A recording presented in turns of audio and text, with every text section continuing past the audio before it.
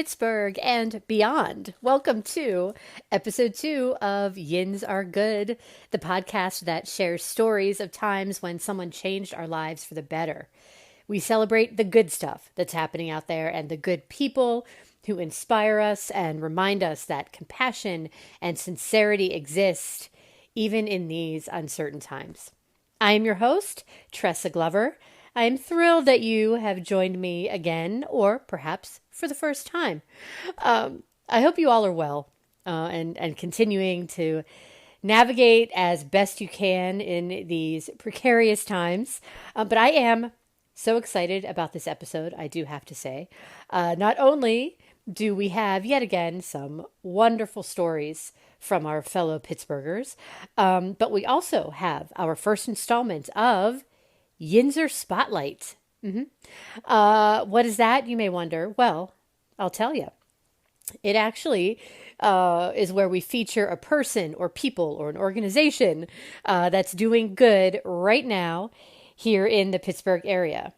And I'll give you a little teaser, perhaps, for today's installment. We'll be headed to the North Side, and we're going to talk with La Teresa and Michael Blackwell of the Cafe on the Corner. But first, of course, I must remind you of how you can contact us with your stories. Please keep sending them in so we can keep having a show. You can call 1-833-399-GOOD or send us an email, yinzaregood@gmail.com. And that's just like the title of the podcast, YINZAREGOOD@gmail.com. And I say, let's get right to it. It's time to hear from you, Pittsburgh. Our first story comes to us via email from Karen, who lives in Oakmont. And Karen sent this way back on March 30th of this year. Karen writes, "Last week, my neighbor was going on a grocery run. Beforehand, she had asked 3 of us for requests. The stay-at-home order was in place. I requested a couple staples, but was not so optimistic to request toilet paper. We were just getting by on our last few rolls and random boxes of tissues. The kids heard her leaving the porch after she dropped off the bags, and I was scrambling to make sure they didn't run out to hug her or get too close. After watching her walk back to her car, I opened the front door to find the most unexpected gift, a package of toilet paper. Not just a 4-pack, but a 12-pack. I was so thankful I started tearing up as I waved to her from the porch. Also, she wouldn't take any payment, just requested that I let her know next time I go to the grocery store." My name is Claire, and I live in South Hills, Pittsburgh. A man who influenced my life back when I was 18 and has an incredible journey this brought me on. I lived in LA with he and his wife. They were like my spiritual advisors, and I was a car hop. And I was so excited because I was making $130 a week in tips. And Bob Smith said to me, why don't you tithe 10% of it and give it back to God? And I was just, squeamish about it. And he said, Claire, God always gives you blessings back. And if it's hard to tithe, do something fun. And he said there was an organization called Christians Children's Fund. You could support, I think back then it was $10 a month. You could support the person and they would write you. And I kept saying, well, I'm making $130 now. What if I'm not making it then? He said, Claire, God will always provide for you. So over the years, I supported little children. And finally, years later, there was a little girl named Anella Tembo. She was 2 years old. And her uncle raised her, Simon Bright. And he called me, or didn't call me, he wrote me all the time. Fast forward, they didn't have cell phones then. They have cell phones. He's on Facebook. The little girl just got married, and I helped support them over the years. All glory to God. I always kept in touch with them, and she finally outgrew the program. To fast forward 16 years ago, I came down with cancer, and he was praying. They go up to the mountains and fast and pray. And he prayed and prayed and prayed and prayed. And he told me, Claire, you have been, you obeyed God, and God told me he's going to heal you. And 16 years later, I'm cancer free. Um, I bought her a doll. You're not supposed to send gifts over there because the mail system, they take all the gifts. She never got the doll. A year and a half later, it was like she never got the doll. The week I was diagnosed with cancer, I got a letter from him, and there was a picture of him with a house that I helped him build, and there was little Anella holding the doll. We have no idea what happened to that doll for a year and a half, but it was at a time when I needed him the most, and he's on my payroll now, and it's so cheap to support people over there. And I feel a little intimidated saying this because all glory goes to God. It's so cheap to find an organization. It's called Child Find, and we talk on the phone. He's a wonderful blessing in my life. And Anella, I might have said this, just had a baby, and it's wonderful. All because Bob Smith told me, tithe, give part of your money to the needy. So whether you believe in God or not, it doesn't matter. You'll get blessings back from above. Our third story comes to us again via email. This is from Alex, who lives in Mount Washington. I firmly believe that everything happens for a reason, and I think people that are in your life are meant to be there. I met my friend Julie Kaba via social media because she is a Pittsburgh photographer. She takes beautiful portrait photos, and she's always willing to collaborate and make some awesome art. We started with a vintage photo shoot back in 2016, and from there, she has become my family's holiday card photographer, boss, and friend. I say boss because, in addition to her photography business, Julie runs a company called Coffee Passport Pittsburgh. She started this company with her fiance, Rodney, and the goal is to support indie and local coffee shops in this awesome city. So often people just default to going to Starbucks or Dunkin' when they don't even realize that there are amazing shops right there in their backyard. How the passport works is that you can order a physical passport online or pick one up in the participating shops. On this passport, there are 10 different coffee shops in and around the Pittsburgh area. You visit the shop and redeem a free drink from a curated menu. It's a fun way to explore different parts of the city, especially if you love coffee, at about half the price. In 2018, I was looking for work to supplement my theater career, and Julie had approached me about being a brand ambassador for her company. She enticed me by saying that I would get to meet some pretty awesome people, try some delicious coffee, and create my own schedule, so I was on board. Each day, I would go to 2 or 3 different participating shops and set up a table. On the table, I had brochures and merchandise, and I was also able to sell passports myself. It was a super cool gig. I unfortunately do not work for CPP anymore, but they have continued to grow. I bring up this story because there's a particular shop called Mechanic Coffee Shop in this small part of Pittsburgh called Verona. I had never heard of this area, probably because when people think of this part of town, they immediately just know Oakmont or Penn Hills. Fast forward once more to 2019, when my boyfriend at the time was searching for houses. When discussing parts of town that he would be willing to live in, I said, "What about Verona?" He had never heard of it, but once I explained, he widened his search. If I hadn't met Julie, I wouldn't have worked for CPP, I never would have heard about the Verona area, and I probably would not have helped him find his first house. I always have to thank Julie for introducing me to this beautiful part of town.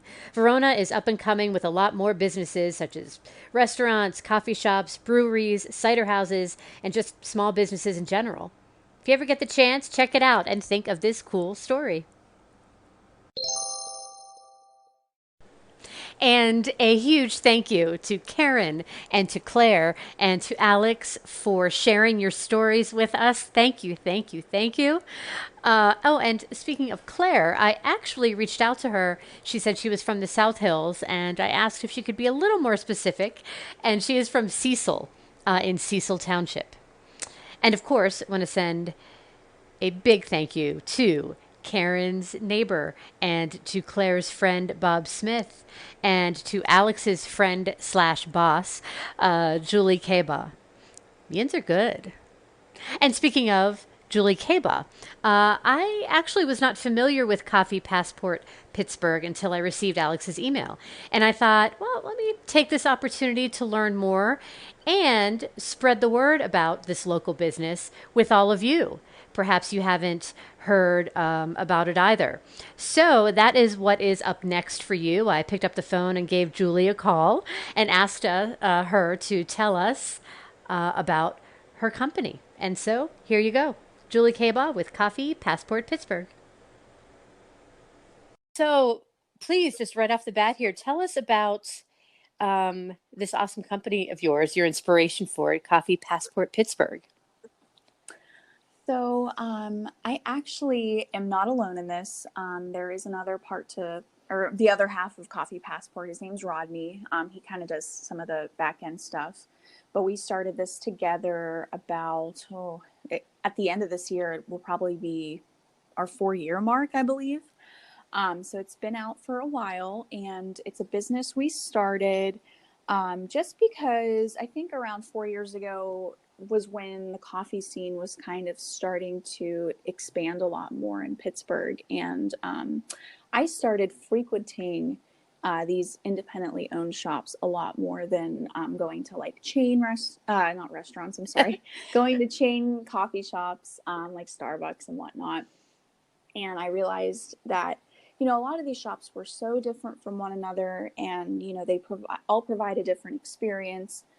And with Rodney's kind of background in business and all of that, we kind of brainstormed this idea together about creating a program that would not only assist these local coffee shops, but to also, bring people in that might not have ever known about them. It's also been, the Passport has been a great tool for people coming in to visit as well.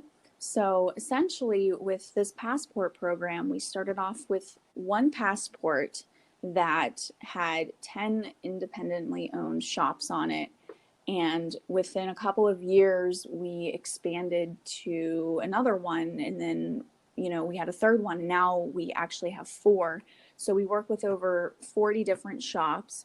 And when someone purchases one of these passports, they get to redeem a drink at each of the 10 shops.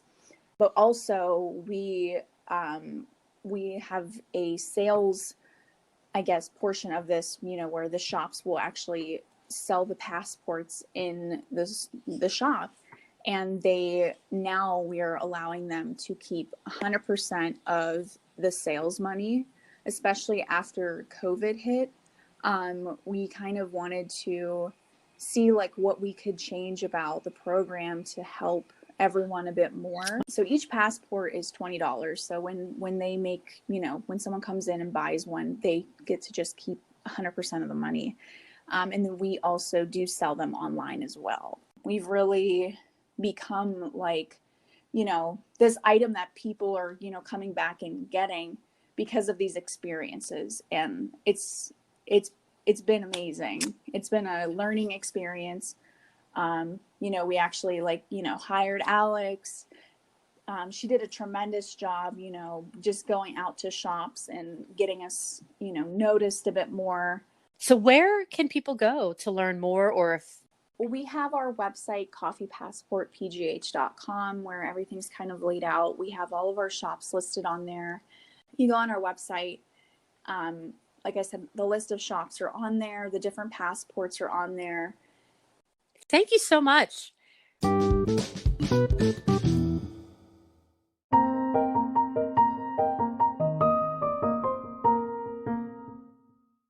And that sound means, that's right, it is time for our Name That Neighborhood segment of the podcast.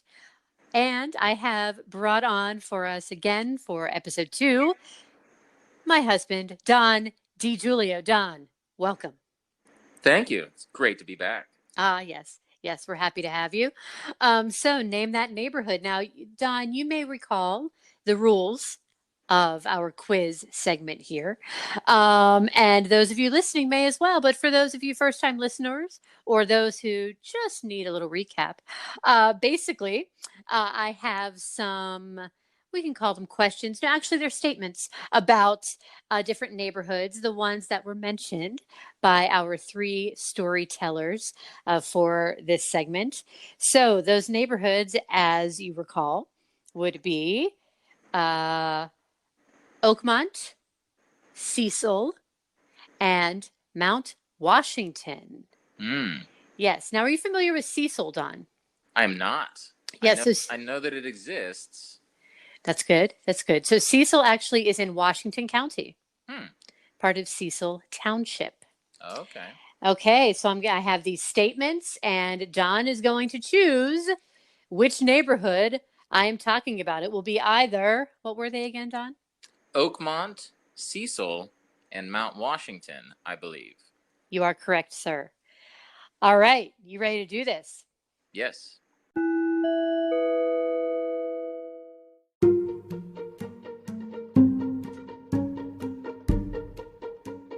This neighborhood was home to Edgewater Steel until the plant was unfortunately shut down on October 5th, 2001.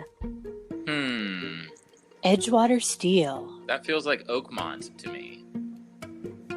It feels like you're correct to me. Well done. So, Edgewater Steel, yes, it was actually founded in October of 1916. Was a railroad wheel rolling facility. That is not easy to say. No. Railroad wheel rolling facility. And it was located right there in Allegheny River Boulevard and College Avenue. And eventually it expanded to produce forged and rolled products for use in combustion chambers of military and commercial engines for jets and rockets. Yeah, and it was Oakmont's largest employer for several years. Wow. So, all right, so Julia, 1 for 1. Okay. All right, number 2.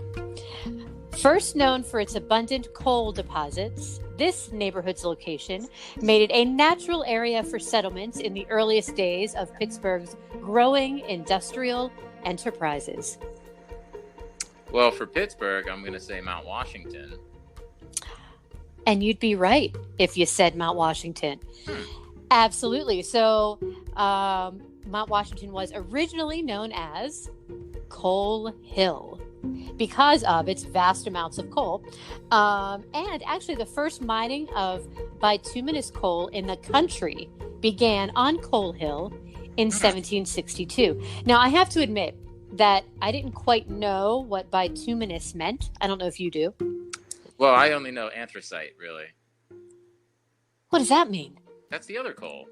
Oh, okay. So I'm gonna learn 2 things now. So anthracite. Okay. So, well, can you define that one? No, I just know them by name.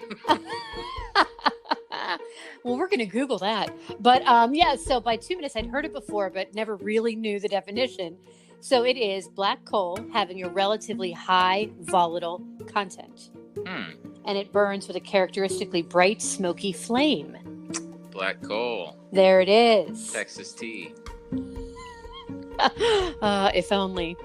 The residents actually gathered the coal to heat their homes, and they also supplied the soldiers that were stationed at Fort Pitt, just down below there, just about at the point where, of course, the Allegheny and Monongahela rivers meet to form the Ohio. And also, by the 1860s, we're talking about, all the industry that was happening. There was a lot of growth, and it went past the shipbuilding and some of these industries and turned into a lot of production of glass and iron in the area. So this required a bunch of new workers, and of course, those workers needed somewhere to live. So the nearby hillsides, including Mount Washington, were obviously an attractive option. And so that's what began that area, developing into housing for folks. Cool. All right, 2 for 2. And now we have, this area is home to the Stevenson Campbell House, which is a historic log house that is one of the first examples of the conservation movement in the 1920s. Hmm. Well, I'm going to go with Cecil because there's a lot of land out in the Washington County countryside. Maybe a log cabin. You're very wise, Mr. DiGiulio. Yes, Cecil it is. So the Stevenson Campbell House was built in 1778 and then restored in 1928. It's on the U.S. National Register of Historic Places. And the entire property occupies over 22 acres. And there's that log house. And then there's also a 1929 Sears and Roebuck Company mail order bungalow style house, which is pretty cool. But the log house itself is 16 feet by 34 feet. And then there's also a series of additions that have been put onto it as well. And when we talk about the conservation movement, so it's actually just one of the few examples of this movement in Washington County. So with this restoration of the log house started in 1928, and there was a carefully planned garden design in 1929. And those are the only known example of a back to nature single family log house retreat established in that area at that time. Yeah. Well, there you go. I know. I'm fascinated that Sears Roebuck had houses you could buy through the mail. Yes, in the 1920s. Huh. All right. And next we got two more. You can find Emerald View Park, an expansive 257-acre green space that joined together historic park spaces in this neighborhood. Emerald View Park. Where is it? Oh, I don't know. I'm going to stick with my gut on the land issue and just go back to back with Cecil here. No! Ah. Oh my gosh, you actually got one wrong. Well, no one's perfect. That's true, Don. That's true. This actually is Mount Washington. That's a lot of acres for Mount Washington. I know, right? So it actually was formerly the Grandview Scenic Byway Park. And it joined together historic park spaces like Grandview, Olympia, Mount Washington, Duquesne Heights Greenway, and all these other green spaces. And it actually has a growing trail system that offers 10 miles of trails. Wow. Featuring loops that range from 1 to 4 miles. Surprising. I was surprised by that as well. Yeah. We're going to have to check that out. All right. That's all right, Don. That's all right. You're bound to miss one. You are. Are you feeling okay for this last one? I think I'll be all right. Okay. Here we go. The Kerr Museum is located in this neighborhood. It was once the home of a small town doctor, Dr. Thomas R. Kerr, his wife Jessie, and their daughter Virginia. It serves as an accurate depiction of middle class life between 1890 and 1910.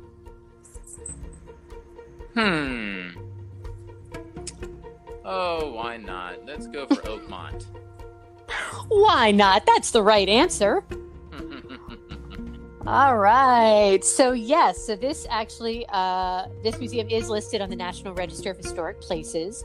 And if you visit, you're able to tour all the rooms on the first and second floors of the home, in addition to the basement and Dr. Kerr's medical office. And this home obviously was in Oakmont. It provided an escape from the oftentimes harsh conditions of life in the city. And it portrays middle-class family life in the late 19th century. And this period was marked by the extremes of extraordinary wealth and grinding poverty, which overshadowed this emerging middle class. And so that is what the Kerr Museum provides. Well, there you go. Look at that. Don, 4 for 5 is impressive. I mean, I'll take it.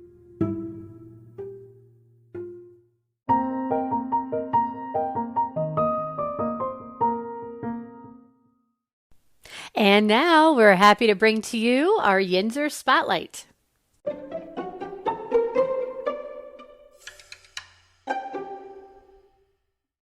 As I mentioned earlier, we're featuring La Teresa and Michael Blackwell, the owners of Cafe on the Corner in the North Side.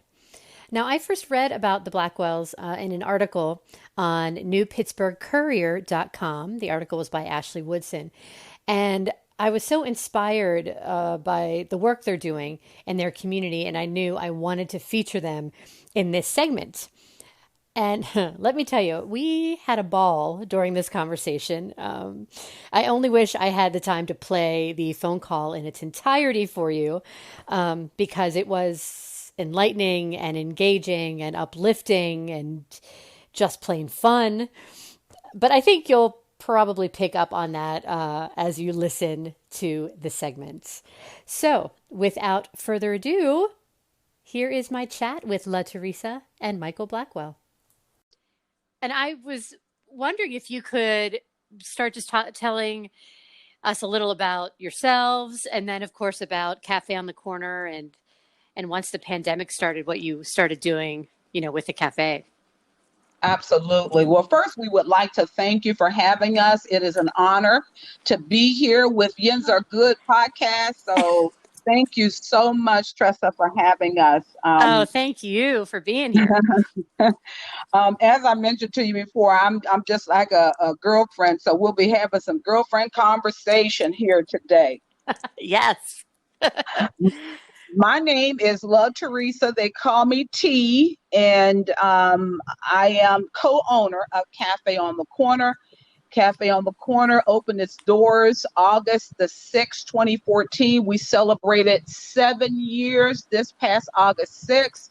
So we are thankful. Wow. And we thank God for his faithfulness in keeping those doors open, because we didn't, some days was bleak and we just didn't know, but he kept those doors open, and we're a product of that, and we're thankful. It's a roller coaster ride. Some days it's up, some days it's down, it's slow, it's busy. And Michael is an artist at what he does in the cooking industry. I know how to cook at 22 Plow Street. That's my address, my home address. But when you're cooking in a restaurant, that's a different style of cooking. Right. So we've learned through these past 7 years, we've learned to stay in our lane. And my husband is the production. He's on the ground. He is making things happen in the cafe. And I'm on the administrative side, making sure that the doors are staying open, that we're continuing to do what we need to do legally, and, networking on my side. So we've learned that over the years. We haven't perfected, but we're on our way. Yeah. Wow. Since, when you're talking about legally, even since the pandemic, how have you held up? How has the cafe done business-wise and otherwise? That's a good question. Prior to, surprisingly, prior to COVID-19, Cafe on the Corner was struggling a little bit, because, as I mentioned, we're in a residential community. So we were struggling a little bit. And my husband even mentioned, that we were looking at maybe even shutting the doors, not being open as much. But when the pandemic hit, Cafe on the Corner took a complete about face for the positive. Because when the pandemic hit, we sat down, we had a conversation about what we were going to do, how we were going to survive, and how we were going to scale forward. And we have a dining space. We just built a brand new kitchen. So we had all of this space. We had the kitchen, and we didn't want to just shut the door. So during our pillow talk, we discussed what we were going to do, and what came to us was an opportunity to feed our community. Cafe on the Corner, we actually launched a nonprofit. It's an arm out of Cafe on the Corner into our community. We launched it in 2016. And through the support of so many, the Vibrancy Fund, Pittsburgh Foundation, the Poise Foundation, Catalyst Kitchen, through those funds, we were able to turn our once dine-in facility into a mass community meal production.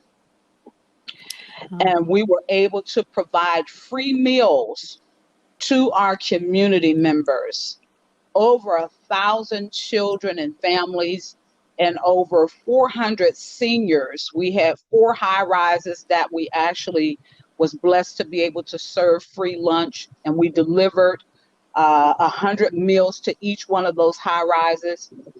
And we were able to hire 6 individuals from our community. That was something that we did not have prior to COVID-19. We were able to bring on alumni from our previous cohort in the nonprofit. And out of that, Tressa, the community responded again in ways that wowed us. Money poured in places and in ways we could have never, ever imagined. Because one thing that we stand, me and my husband are Christians, and we stand firm on what God's word says, where much is given, much is required. And so when you have much, you got to give it away. You have to pour back out. And so that's what we were charged to do, was to feed our community, to give it away. What happened was,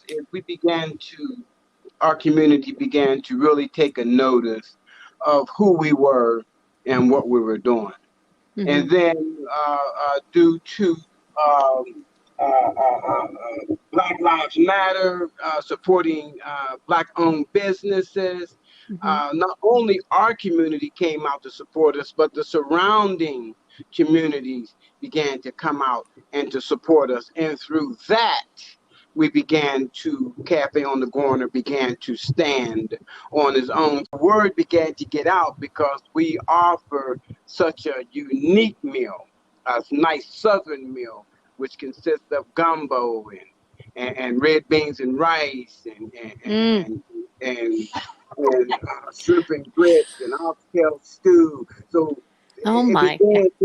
folks began to, and we do ribs and mac and cheese and barbecue chicken and yams and greens. So that folks began to say, wow, how long have you been here?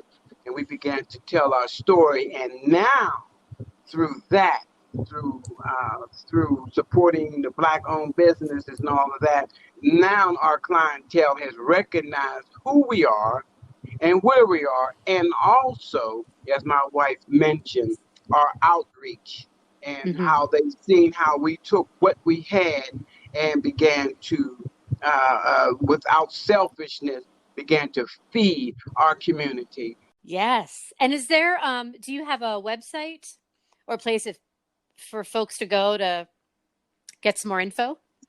Yes, you can go to Cafe on the Corner, PGH.org. So Cafe on the Corner, PGH.org. Okay. And we do offer catering services as well. Wow. But what we really, what the community is really embracing is we do a chicken, shrimp, and crab meat gumbo over rice with cornbread. And we have it. We had it in Giant Eagles. We had it in Shop and Save prior to pandemic. We also had it down at the Strip at some of the private clubs down there. So that is our signature dish, which is the gumbo. And that's where the community is just coming out, and they are just really embracing that. So when you go to our website, go to Facebook, and some of those other social media, and you punch in gumbo, Cafe on the Corner will pop up. You're both so inspiring. And, and again, when I had read a little about Cafe on the Corner, what you were doing, and you all, that was the first word that popped into my mind was just being inspired by you. And that's why, on this podcast, we're celebrating the good people and the good things that good people are doing. And it's such an honor to talk to both of you. Thank you. About all of this. But we do have a need. Yeah. We do have a need, even through it all, even though we have told you some good things, but there's some things out there for us to continue in our campaign of feeding our community to recovery, there's a need because I'm gonna just speak blank to you. Sure. You know, when things are being dispersed, because my wife, she's on it all the time. She spent hours and hours and hours as we reach out to different organizations and how we're such a small pea in this big realm of nonprofit that they never, we really was ever heard, and how we embrace our community and how we need funding for our community because our community is overlooked. You know, it's an urban area, it's a poor area, it's 99% Black and single mothers of household, a huge elderly population up in here. So, you know, it's always overlooked. And my wife and I, we needed to do something.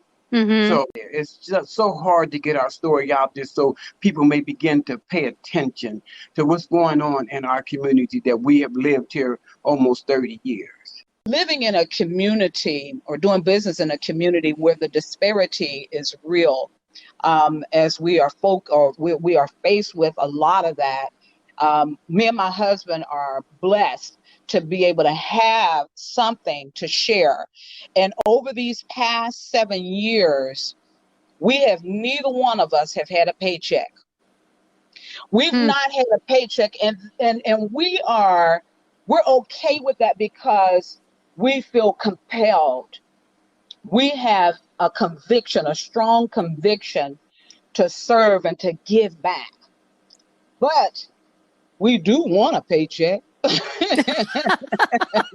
we do desire to have a little bit of something. Yes. But you know what, Tressa, we have not lacked in anything. We don't want for nothing. And one thing that I know for sure, that when you give, it comes back to you in good measure.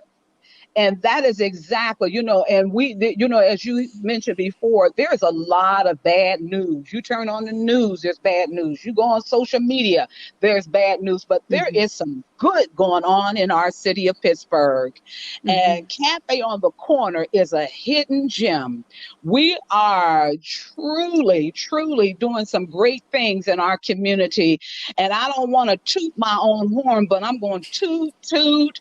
We are doing some wonderful things in our community, but in order for us to stay afloat, we're asking for those who would like to come alongside us. You can go to our webpage and you can find a donate button. You can go to GoFundMe, Feed Our Community, where you can go in and donate there. So there are ways for people to be able to continue to contribute and to help, because together we stand stronger. Come on out and eat. The doors of the cafe is out open. And to the listeners, come on out, 2700 Shaylin Avenue. Come out and get you some good food, some good gumbo. And not only do we provide good food, but we provide good conversation. People come in just to talk. Some people come in for prayer. People stop in to get a good laugh. As a man, as a Black man, for those who are listening, if you would like to have a nice conversation, if you need to share something that no one wants to listen to, or if you would like to get some positive feedback, my name is Elder Blackwell. I've been an elder in my church for over 18 years. If you would like to have a good conversation, come and sit down and have a conversation with Chef Blackwell. I definitely have something to say, but more so, I have a good ear to hear. Thank you both so much. I am coming by for food. And my husband too. He's ready because I already told him. So is it more of a takeout situation now? Or yes. Okay, it's still right. Okay, I didn't know if there was due to the anything else. pandemic, it is takeout. Yeah.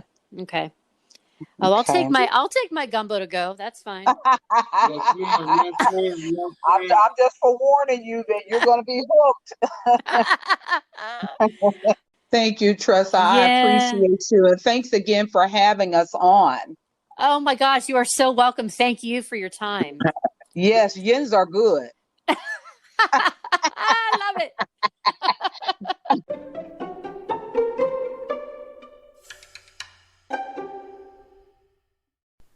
Ah, what incredible people. And I do want to let you know that if you are interested in heading on over to Cafe on the Corner and picking up some food, they are open Tuesdays through Saturdays from 11 a.m. to 5 p.m. And that is going to do it for us here. Episode 2, Yins Are Good. Thank you again so much for joining me. So until next time, Pittsburgh, be safe, be kind, be good. Special thank yous going out to Julie Kaba from Coffee Passport Pittsburgh. And of course to La Teresa and Michael Blackwell of Cafe on the Corner. Also a shout out to Mike Rubino for our Yins Are Good artwork. And of course to our Name That Neighborhood special guest, Don DiGiulio.